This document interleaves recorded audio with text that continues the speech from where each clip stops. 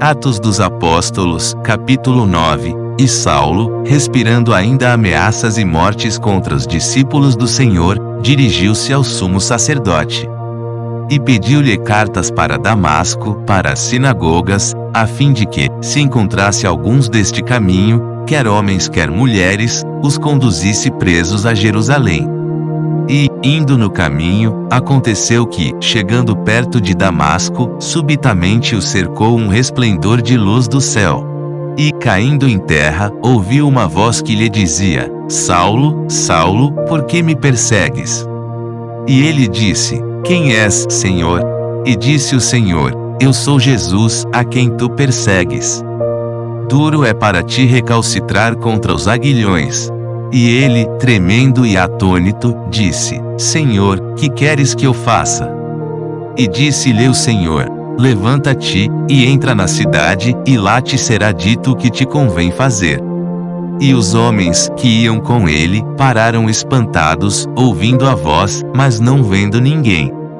E Saulo levantou-se da terra, e, abrindo os olhos, não via a ninguém.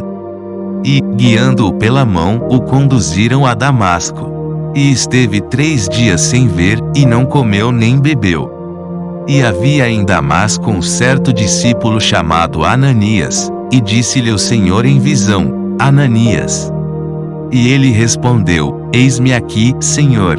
E disse-lhe o Senhor: Levanta-te, e vai à rua chamada Direita, e pergunta em casa de Judas por um homem de Tarso chamado Saulo, pois eis que ele está orando. E numa visão ele viu que entrava um homem chamado Ananias, e punha sobre ele a mão, para que tornasse a ver.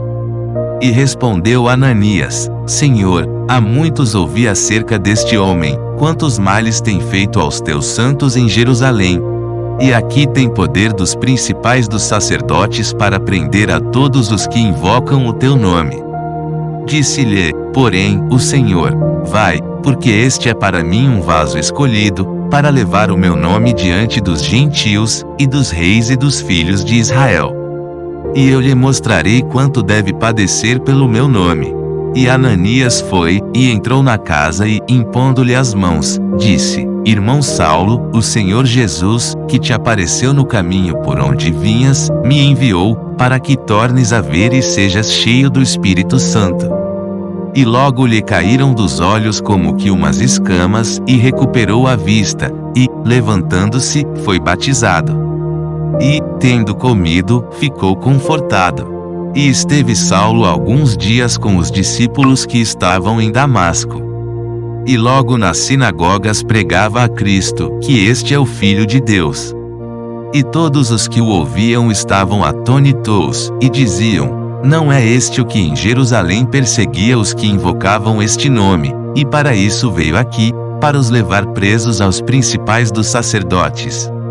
Saulo, porém, se esforçava muito mais, e confundia os judeus que habitavam em Damasco, provando que aquele era o Cristo. E, tendo passado muitos dias, os judeus tomaram conselho entre si para o matar. Mas as suas ciladas vieram ao conhecimento de Saulo, e como eles guardavam as portas, tanto de dia como de noite, para poderem tirar-lhe a vida, tomando de noite os discípulos o desceram, dentro de um cesto, pelo muro. E quando Saulo chegou a Jerusalém, procurava ajuntar-se aos discípulos, mas todos o temiam, não crendo que fosse discípulo. Então Barnabé, tomando-o consigo, o trouxe aos apóstolos, e lhes contou como no caminho ele vira ao Senhor e lhe falara, e como em Damasco falara ousadamente no nome de Jesus. E andava com eles em Jerusalém, entrando e saindo, e falava ousadamente no nome do Senhor Jesus. Falava e disputava também contra os gregos, mas eles procuravam matá-lo. Sabendo-o, porém, os irmãos o acompanharam até Cesareia e o enviaram a Tarso. Assim, pois, as igrejas em toda a Judéia, e Galiléia e Samaria tinham paz, e eram edificadas, e se multiplicavam, andando no temor do Senhor e consolação do Espírito Santo. E aconteceu que, passando Pedro por toda a parte, veio também aos santos que habitavam em Lida. E achou ali certo homem, chamado Enéas, jazendo numa cama havia 8 anos, o qual era paralítico. E disse-lhe Pedro: Enéas, Jesus Cristo te dá saúde, levanta-te e faze a tua cama. E logo se levantou, e viram-no todos os que habitavam em Lida e Sarona, os quais se converteram ao Senhor. E havia em Jope uma discípula chamada Tabita, que traduzindo se diz Dorcas. Esta estava cheia de boas obras e esmolas que fazia. E aconteceu naqueles dias que, enfermando ela, morreu, e, tendo-a lavado, a depositaram num quarto alto. E como Lida era perto de Jope, ouvindo os discípulos que Pedro estava ali, lhe mandaram 2 homens, rogando-lhe que não se demorasse em vir ter com eles. E, levantando-se Pedro, foi com eles. E quando chegou o levaram ao quarto alto, e todas as viúvas o rodearam, chorando e mostrando as túnicas e roupas que Dorcas fizera quando estava com elas. Mas Pedro, fazendo sair a todos, pôs-se de joelhos e orou, e, voltando-se para o corpo, disse: Tabita, levanta-te. E ela abriu os olhos, e, vendo a Pedro, assentou-se.